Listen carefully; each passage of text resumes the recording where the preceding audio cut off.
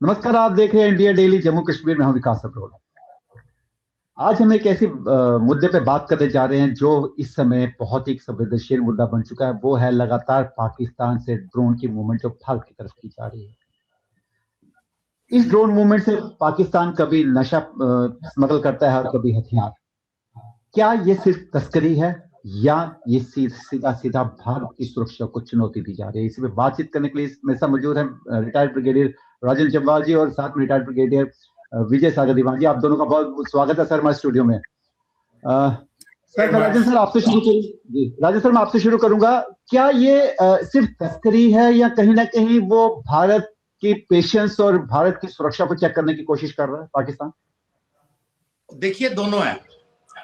तस्करी तो काफी, मतलब मैं सालों से नहीं दशकों से बोलूंगा, जब से ड्रोन आए हैं। I mean the first to use was smugglers only, कि ड्रग्स और छोटे छोटे हथियार उसके साथ इस्तेमाल कर रहे थे। ऑब्वियसली जब ये मीडियम अवेलेबल हो गया उन्होंने, तो पाकिस्तान की एजेंसीज भी यूज करेंगी। तो ड्रग्स से टेररिज्म पे आए, टेररिज्म से आईएसआई ने अपने दूसरा सर्वेलेंस की भी काम शुरू कर दिया। तो अब ये सब तीनों मिलके हो रहा है।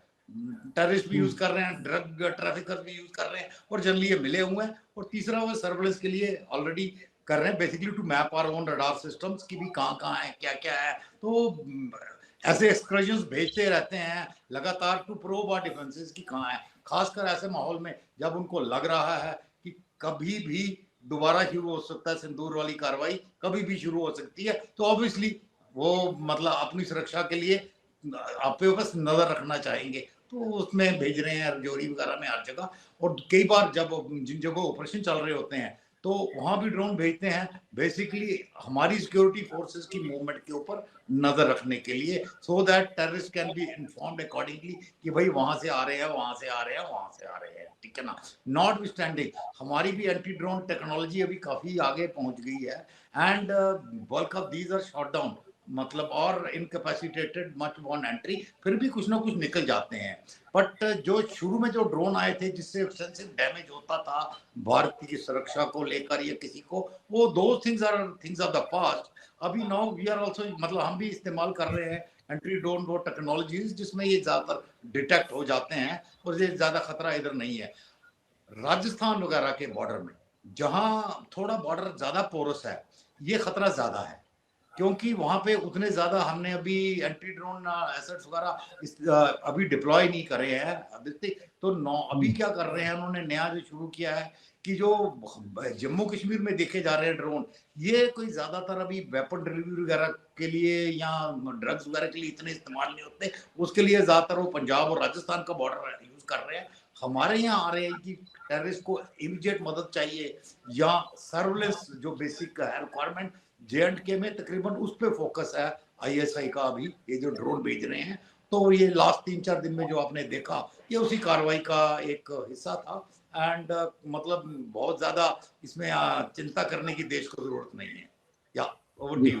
जी, बिल्कुल बिल्कुल ब्रिगेडियर विजय जी, मैं आपसे जानना चाहूंगा कि देखिए जिस तरह से अभी राजेंद्र सर भी बात कर रहे हैं कि कुछ पिछले कुछ दिनों में ज्यादा देखा गया है, ये सिर्फ एक रैकी टाइप है, ज्यादा चिंता करने की बात नहीं। लेकिन आप देखें कि 1 तारीख से लेके अभी तक, अब 15 हो चुकी है, 1 दर्जन से ज्यादा ऐसी बार हो चुका है ड्रोन मूवमेंट देखी गई है। हालांकि इसी दौरान देखा गया कि पाकिस्तानी गुब्बारे भी बहुत ज्यादा देखे गए हैं अलग अलग इलाकों में।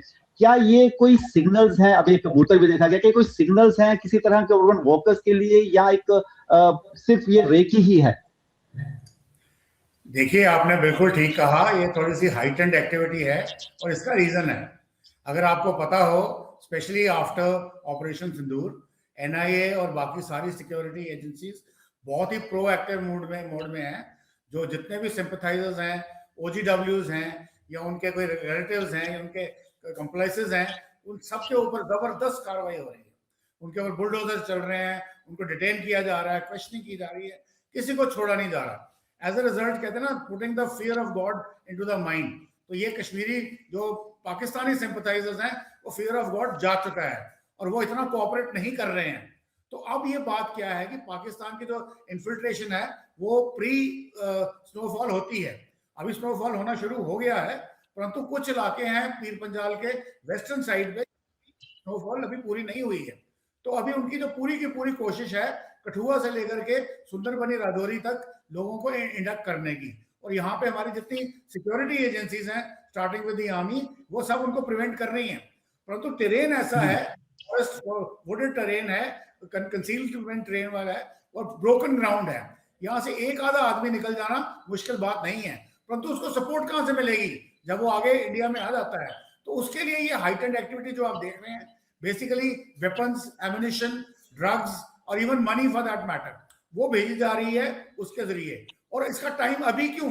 अभी टाइम इसलिए क्योंकि 26 जनवरी एक मेजर इवेंट है जो आने वाला है और उनकी पूरी कोशिश रहेगी कि इसको करें। एट द सेम टाइम ये बात भी है कि वो हमारी जितनी भी सर्विलेंस के ऊपर जोर है कि अगर उन्होंने कोई इवेंट किया तो उनको 100% श्योर है, पूरी दुनिया को मालूम है इंडिया ने रिटेलिएशन करनी है और वो भी इमीडिएट करनी है। और उसकी सारी तैयारी जो है वो रियल टाइम बेसिस के ऊपर होती है।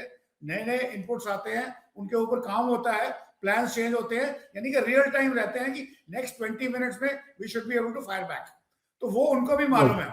तो इसके लिए वो पहले ही अपनी रिकॉनेसेंस देखते हैं, रिएक्शन क्या है, कहाँ पे हम अटैक कर रहे हैं, कहाँ क्या कर रहे हैं, हमारी डिप्लॉयमेंट क्या ग्राउंड के ऊपर। यदि कोई अटैक होता है तो जब वो इसका रिटेलिएट करेंगे तो उनको कहाँ पे मौका मिलना चाहिए। तो ये किस्म की कैट एंड माउस गेम है, या I would say chess game है जो कंटिन्यूस चल रही है। और इस वक्त जो हाइटेंड एक्टिविटीज जो आपने पिछले 5-6 दिन से आप देख रहे हैं, वो आप ज्यादातर देख रहे हैं बिटवीन रावी एंड राजौरी और नॉट अदर प्लेसेस। राजस्थान में ऐसी कोई खास घटनाएं नहीं हो रही हैं जितनी यहाँ पे हो रही हैं। और नंबर ऑफ ड्रोन्स जो यहाँ इंडक्ट हो रहे हैं, दे आर फार मोर। तो basically this is in relation to 26 January this year.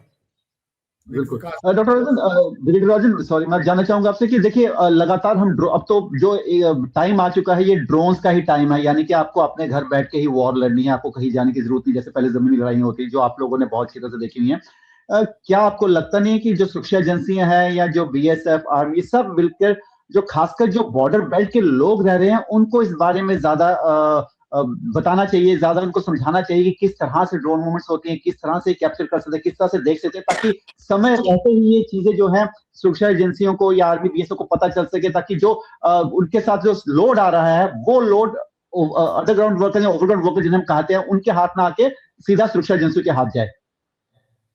देखिए ये ऑलरेडी हो रहा है पूरे बॉर्डर एरिया में, इवन डेप्थ में भी जो गांव आगे तक हैं उनमें विलेज डिफेंस कमिटीज हैं, ये सारे टास्क उनको दिए जा चुके हैं। ऐसा नहीं कि इस पे नहीं हो रहा काम, ये ऑलरेडी मतलब इट्स ए प्रोसेस जो लगातार चल रहा है। बट अनलाइक पाकिस्तान जहाँ पे लाइन ऑफ कंट्रोल के बिल्कुल पास तक उनकी पॉपुलेशन आती है, हमारी पॉपुलेशन थोड़ी लाइन ऑफ कंट्रोल से पीछे रहती है। और दूसरा हमारे यहाँ पे क्या हुआ है कि भाई पिछले 15-20 साल में मैं बड़े स्ट्रेटजिकली पॉपुलेशन को शिफ्ट किया गया था। आई मीन कुछ खास पॉपुलेशंस को अलोंग द इन्फिल्ट्रेशन रूट जानबूझ के प्लेस किया गया था। आप सुंदरबनी में चले जाइए, आप निशारा में चले जाइए, उन इलाकों में यू विल फाइंड कि स्पेसिफिक नालों के आगे पीछे स्पेसिफिक लोग रह रहे हैं और वो ट्रेडिशनली वहां नहीं रहते थे, उनको प्लेस किया गया था, जमीनें बेची गई थी एंड एक बेस बनाया गया था कि इन्फिल्ट्रेशन होने के बाद लॉजिस्टिक सपोर्ट मिल सके। उसको भी डिसमेंटल किया जा रहा है, बट उसमें थोड़ा वक्त लगेगा बिकॉज उसमें काफी कानूनी अड़चने हैं। But this is happening, trust me, this is happening. And बाकी जो आपने बोला कि इनको साथ में रखो, वो उनके अंदर भी हमने काफी एसेट्स पैदा कर लिए हैं एंड हमको इंफॉर्मेशन मिल रही है, बिल्कुल मिल रही है। कुछ भी हरकत होती है बॉर्डर से थोड़ा सा अंदर आते हैं तो हमारे पास इंफॉर्मेशन आ जाती है, तभी तो एकदम कांटेक्ट एस्टैब्लिश हो रहे हैं। बिल्कुल डेप्थ में तो उनको अभी सपोर्ट मिलनी बंद हो गई है, बिल्कुल सपोर्ट मिलनी बंद हो गई है। कुछ चुनिंदा लोग रह गए हैं जिनको मतलब बड़ी हाई मतलब you can say religious flavour में बांटा रंग दिया गया है या इतने ज्यादा पैसे दिए गए हैं जिसमें वो ऐसे ओब्लाइज्ड हैं कि उन्होंने दे आर मेंटेनिंग दोस हाइडआउट्स, चाहे जंगल में हो चाहे अर्बन एरियाज में हो। चुनिंदा लोग अभी भी हैं जिन्होंने ये हाइडआउट मेंटेन किए हुए हैं दोनों जगह, अर्बन एरियाज और रूरल एरियाज में भी, जहां से अभी भी लॉजिस्टिक कुछ हद तक सस्टेन कर पा रहे हैं जो बचे खुचे टेररिस्ट हैं। पर they are also being identified और उसके लिए भी अलग अलग टेक्नोलॉजीज लगी हुई हैं। And is not only human int, आजकल ह्यूमन इंट के सिवाय बहुत technologies are in operation and that is how they are getting segregated and identify भी किए जा रहे हैं। सो मेरा ओवरऑल कहना यह है कि ठीक है, ये चलता रहेगा, ये ड्रोन बीच में 2-4 ये 6 आए, साइटिंग हुई, this will be ongoing process and good thing, it gives us an opportunity to retaliate back at a time of our choosing, जब भी हम चाहें। बाकी जो लोकल रिटेलिएशन होती है वो तो फोर्सेस कर ही रही हैं, and it keeps things good for us, so there's nothing much to worry, मतलब this is business as usual। जी, तो ब्रिगेडियर जवान, जिस तरह ब्रिगेडियर जम्वाल ने बताया कि वहां पे कुछ लोग इस तरह से रहे आके बॉर्डर एरिया में, जिस वजह से ये सब चीजें हुई है, तो क्या आपको लगता है कि जो डेमोग्राफी चेंज की गई है पूरी की पूरी जो चेंज की गई है, क्योंकि देखिए सरकारें तो तब रही ना जब यहाँ पर ये डेमोग्राफी चेंज हुई है, तो क्या ये एक पूरी सोची समझी रणनीति के साथ हुआ, या हमारी जो सरकारें थी उनको पता ही नहीं चला कि यहाँ पर क्या हो रहा है, या ये आईएसआई जो थे वो ज्यादा पावरफुल हो चुका था एज कम्पेयर टू जो हमारी यहाँ पे लोकल सरकारें रही? देखिए, आपकी जो गवर्नमेंट्स हैं वो बहुत सारी उनके सिंपथाइजर्स हैं। Let me be little forthright. उसका कारण ये है कि आपको एग्जांपल दूंगा मैं। एक आईएसआई ने एक प्रोग्राम चलाया था रिहैबिलिटेशन। हमारे जम्मू कश्मीर में बहुत सारे लोग हैं जिन्होंने शादियां की हैं पीओजे के और पाकिस्तान के अंदर, तो उन लोगों को कोवर्टली बोला गया कि आप अपने रिलेशंस को बुलाइए यहाँ पे, या उनको बोला आप जाइए वहां पे और वहां पे आप रहिए, वीजा लेके जाइए लीगल तरीके के साथ, और वहां 4-5-6 महीने में बिल्कुल पॉपुलेशन के साथ मिक्स हो जाइए और पूरी रिकॉनेसेंस करिए कौन सा इलाका कहाँ पे है वगैरह वगैरह वगैरह। तो और वो एक किस्म की रिहैबिलिटेशन पॉलिसी थी। अब ये नहीं कि हमारी सुरक्षा एजेंसियों को उनके बारे में पता नहीं चला, पर उन्होंने जब गवर्नमेंट को रिपोर्ट दिया तो गवर्नमेंट ने बोला ठीक है आप करते चलो, हम नहीं बोलेंगे।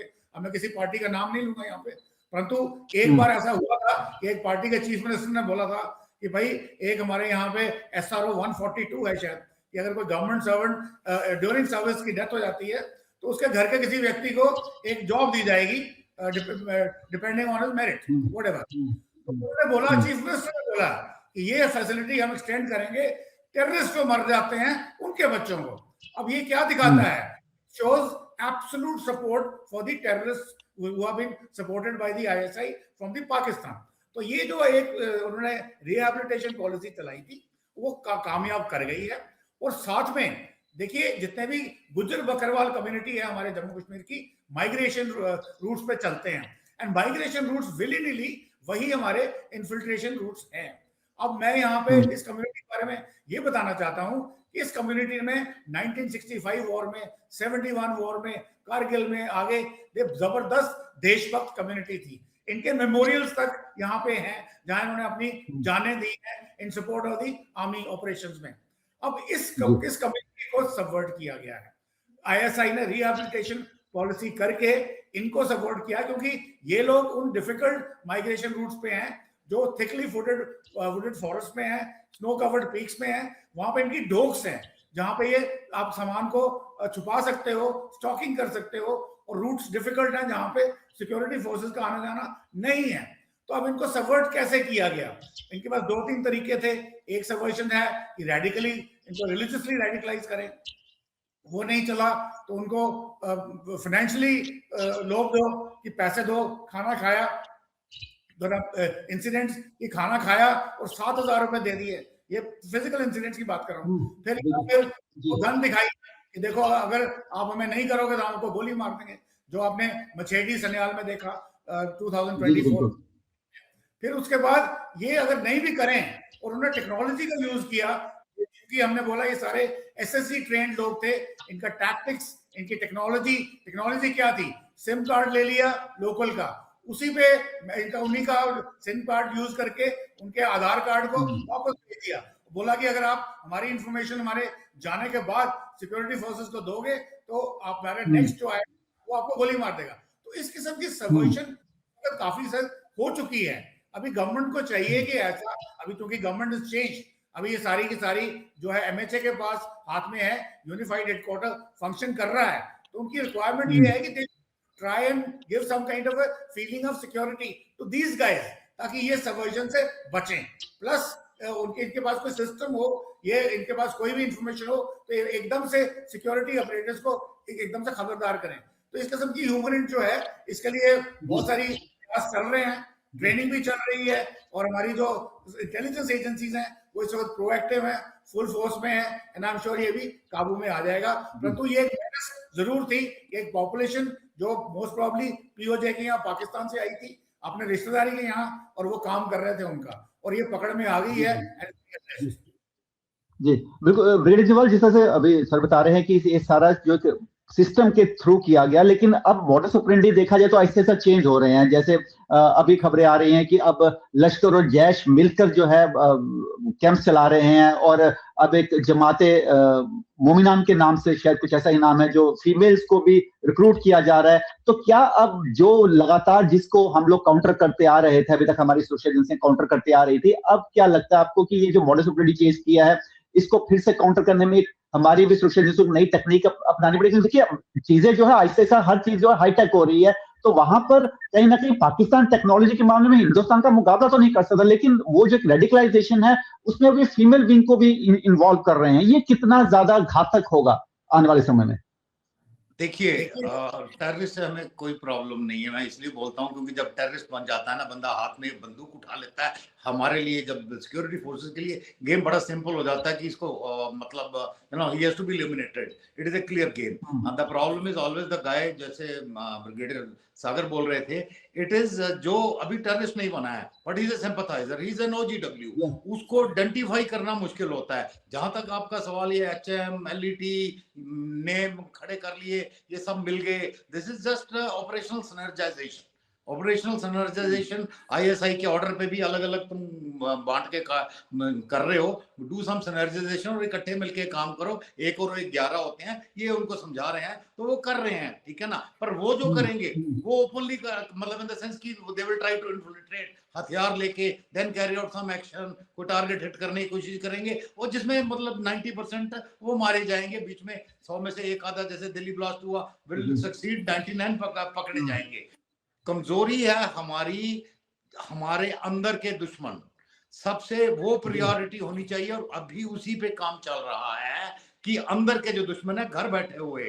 मैं आपको एग्जांपल देता हूं, पुराना थोड़ा सा, मतलब सागर साहब ने भी हिट करने की कोशिश करी, साहब ने की भी पॉलिटिकल, और जिसमें सन 2006 में एक फैसला लिया गया, पूरे साउथ कश्मीर से फौज निकाल के बॉर्डर पे भेज दी गई, अंडर द प्रिटेक्स्ट कि ये साउथ कश्मीर तो बिल्कुल शांत हो गया है, बॉर्डर पे इन्फिल्ट्रेशन रोकनी है। हमने सारी फौज निकाल के बॉर्डर पे भेज दी। हुआ क्या, फौज खाली होने से फोर्स ग्रिड 0 हो गया। फोर्स ग्रिड के ऊपर ओवरराइड करता है इंटेलिजेंस ग्रिड। कोई इंटेलिजेंस नहीं मिलेगी जब तक आपका फोर्स ग्रिड नहीं होगा, कि जब तक आपको खबर देने वाले के दिमाग में ये नहीं होगा कि अगर मैं पकड़ा जाऊं तो 1-1.5 किलोमीटर के अंदर कोई चौकी है जहां मैं भाग के छुप सकता हूं, जान बचा सकता हूं। जब उसको पता है पूरे साउथ कश्मीर में कोई फौज नहीं है, अंधाधुंध उन्होंने मारने शुरू कर दिए, आपका इंटेलिजेंस ग्रिड खत्म हो गया, और साउथ कश्मीर टेररिज्म का हब बन गया। पूरी आपकी जो स्टोन पेल्टिंग से लेकर हर चीज साउथ कश्मीर से शुरू हुई है। तो किसने उनको पूरा साउथ कश्मीर गोद में परोस के दे दिया? पॉलिटिकल प्रेशर में हुआ। अब किसने प्रेशर डाला, किस पार्टी ने किया, किस पार्टी ने प्रेशर डाला, उसके नामों पे मैं नहीं जाऊंगा, आप हिस्ट्री करो तो आपको पता लग जाएगा कि क्या हुआ। बट द फैक्ट इज कि ये हुआ है। हमको ऐसी चीजें नहीं हो सके दोबारा भारत के अंदर, इस पे जोर रखना है। और शायद इसीलिए जो भी हाइब्रिड मोड में J&K चल रहा है, आई थिंक ये सही मोड है इस वक्त की सुरक्षा की जिम्मेदारी। जम्मू कश्मीर भारत का हिस्सा है, जम्मू कश्मीर की सुरक्षा की जिम्मेवारी भारत सरकार की होनी चाहिए। भारत सरकार ही इसकी सुरक्षा कर सकती है, अदरवाइज हम वापस पुराने रास्ते पे चले जाएंगे। या ठीक है बिल्कुल, बहुत सही कहा आपने ब्रिगेडियर जनरल। मैं अब जाने से पहले, इस अपनी डिबेट को खत्म करने से पहले, मैं सिर्फ एक 10 सेकंड में आप दोनों से एक आंसर चाहूंगा। शुरुआत मैं करूंगा ब्रिगेडियर सागर से। सर, भारत पाकिस्तान को कैसे रोके ताकि पाकिस्तान दोबारा जरूरत ना करे भारत में किसी तरह से आतंकवाद को फैलाने की? देखिए, इसके पहले मैं जरा ब्रिगेडियर राजन का थोड़ा पॉइंट एम्फसाइज करूंगा। ऑफ कोर्स ये हाइंडसाइट की बात है, उस वक्त शायद इनपुट नहीं अवेलेबल होगी या किसी ने उसको अप्रिशिएट नहीं किया होगा। साउथ कश्मीर को खाली करना वाज अ कार्डिनल मिस्टेक। अब वो पॉलिटिकल बॉसेस ने कैसे करवाया, दैट्स अ सेकेंडरी इशू। क्यों?